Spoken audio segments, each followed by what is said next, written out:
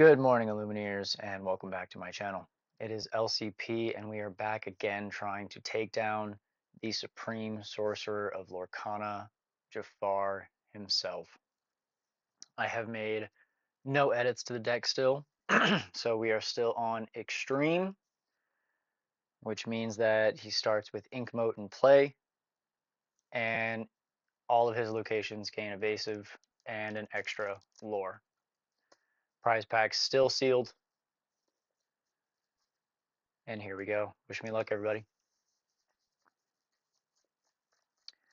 Let's see if I can actually pull off a Prince Philip combo. Still haven't been able to do it yet. It'll be fun. If not, I am doing a Palace Heist LGS event on Monday. So that'll be super fun. I do not need all three of those in my hand. Do not want that. And those are fine. 3 for me.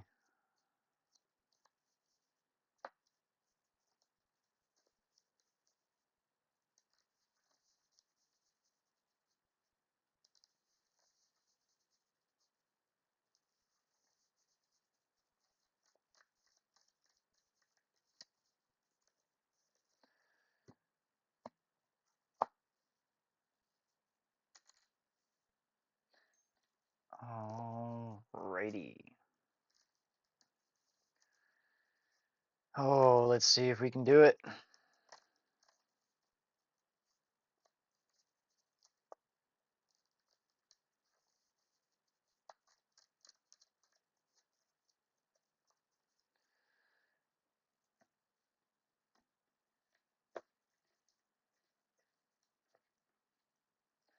And here we go. Starting with Jafar's turn, the Forged Crown gives him 2, and Inkmote gives him 1 on Extreme. He will then draw 2 cards. First card is a Mechanical Snake. What a start. Second card is a Sudden Power. Cannot play it, goes directly into his Inkwell to give him 1. Then go to my turn. I will draw. I am going to ink a Prince Philip for turn. Pay 1 for a water has memory. So I get to look at the top 4 cards of Jafar's deck. Put 1 on the top and the rest on the bottom. You can have the basil.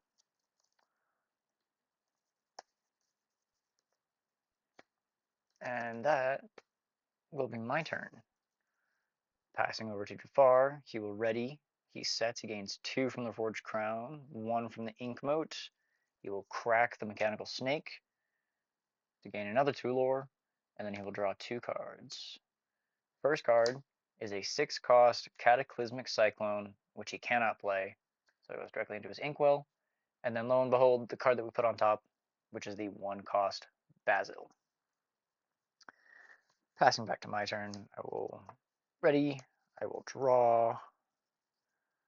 I am going to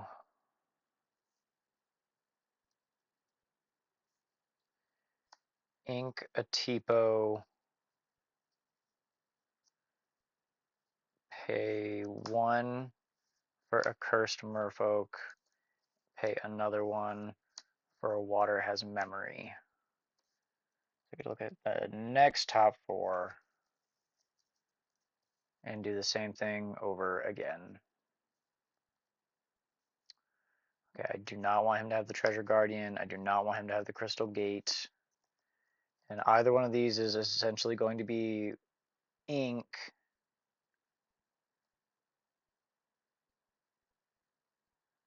So he can have the Sand Wave as ink. And the rest can go on the bottom. Because that was a very interesting set of cards to go through. And with that, I will pass back to Jafar. He readies, he sets, he will gain 2 from the Forged Crown, bringing him up to 10. He will gain 1 from the Ink Mote for 11. He will quest with Basil to go up to 12. And then he will draw 2. Next card being a 2-cost Razul. 4/4 bodyguard. This character enters play exerted. Simple enough. And the next card is, oh wow, look at that. The Sandwave that we put on top, which he can't play. So it goes into his inkwell to give him 3. Oh, we're going to go to my turn. Ready. Do a draw. We are going to ink Sail the Azurite Sea. We will then pay 2 to play Hideaway because Inkmote does not have Ward. So we're going to take Inkmote and put it right into his inkwell to give him 4. But that allows me to then exert my Cursed Merfolk to steal the crown. Step 1, done. Check. I will pay another 1 to play another Cursed Merfolk. The beautiful play promo. Probably one of my favorite promos from this most recent set. Passing it back to Jafar, he will ready. He sets. Nothing happens on his side. He will then resolve his row to quest for 2 up to 14, and then he will draw another 2. First card is Mechanical Snake. He will steal that crown right on back. And the next card is a 3-cost Aladdin, 4/2 evasive, questing for 1. And then pass back to my turn. Ready. Draw.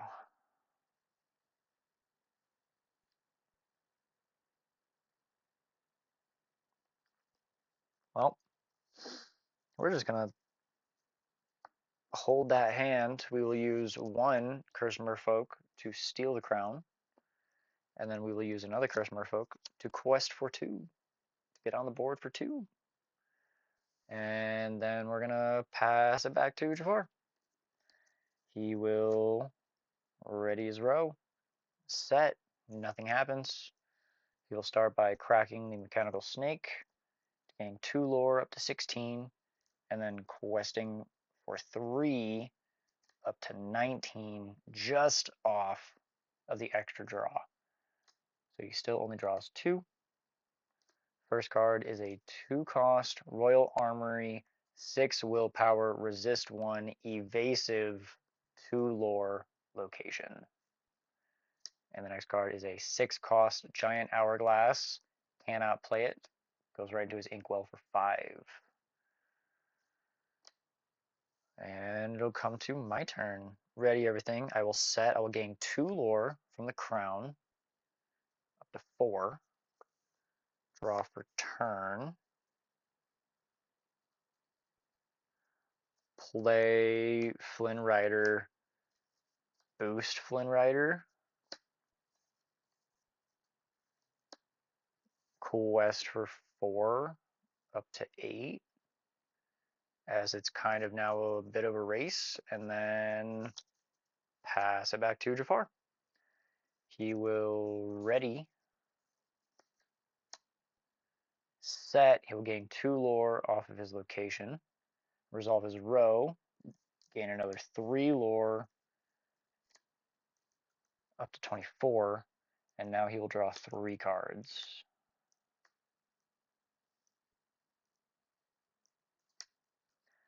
First one is a 1-cost Basil, comes right on in.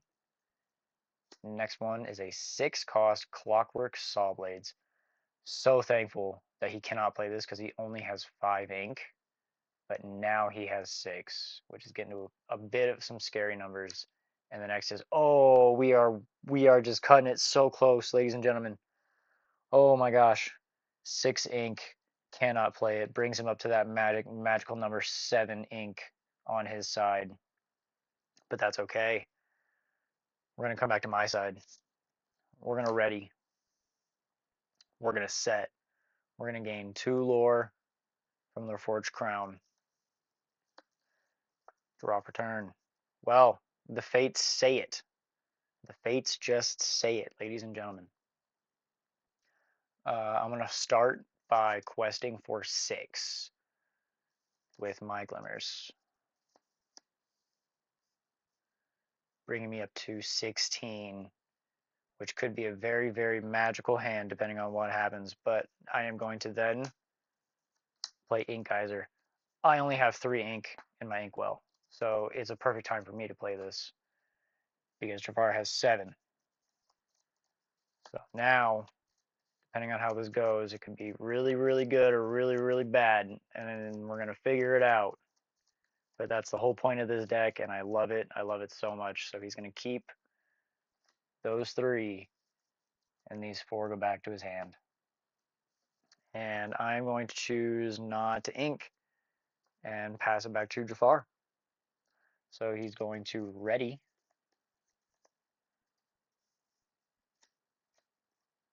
On his set, he will gain 2 lore up to 26 from the Royal Armory, and then he will quest for 4, bringing him up to 30, and then drawing 3 cards. First card is a 6-cost Iago, goes directly into his inkwell for 4. Next one is a 3-cost Palace Guard, meaning he will steal the crown back, which kind of hurts because I do not have a lot going for me in regards of getting that crown back right now. So on in the next card, 7-cost Tiger Behemoth. Can't play that. Goes into his inkwell for 5. Next card is a 3-cost Sudden Power. Jafar gains 2 lore, bring him up to 32. Then put this card into his inkwell face down, bringing him up to 6. Next card is a no. It's the Clockwork Saw Blades. I don't think I win this one, ladies and gentlemen. We're gonna see, but I don't think it's gonna happen. There need to be some magical top decks, and it's an ink moat. You got to be kidding me. And the next one is a Cataclysmic Cyclone, which 1, 2, 3, 4, 5, and 6. He does get to play. Each Illumineer chooses one of their characters, items, or locations, then Jafar banishes all of the other ones. I'm going to be choosing Flynn Rider and destroying my 2 Cursed Merfolk. But with that, I think I'm cooked, fam. I think I'm cooked, chat. I did bring him down to 6 ink, surprisingly enough. But I think I'm cooked, chat. We're gonna ready. We're gonna draw.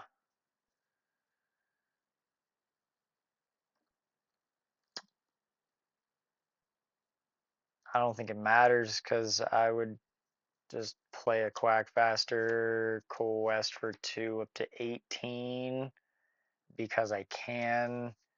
And then when I pass back to him, I think he wins off of his locations and crown because he passes, he readies, he gains 2 lore off the crown for 34, 1 off the ink moat, 1 off the saw blades, 2 off the royal. So not off of the locations, but he does off of the glimmers because that's 1, 2, 3, 4, 5 for the glimmers for 43. So yep, beats me again, chat. Extreme is very extreme. Let me tell you what. I thought I had a chance there, but he said I'm gonna swing it back real quick and then absolutely ruin it. Man, this is hard. All right. Well, I thank you all for joining. Do stay tuned for the next episode as I am now officially super stuck on extreme mode in the Jafar Palace Heist. And as always, from me to you, happy questing.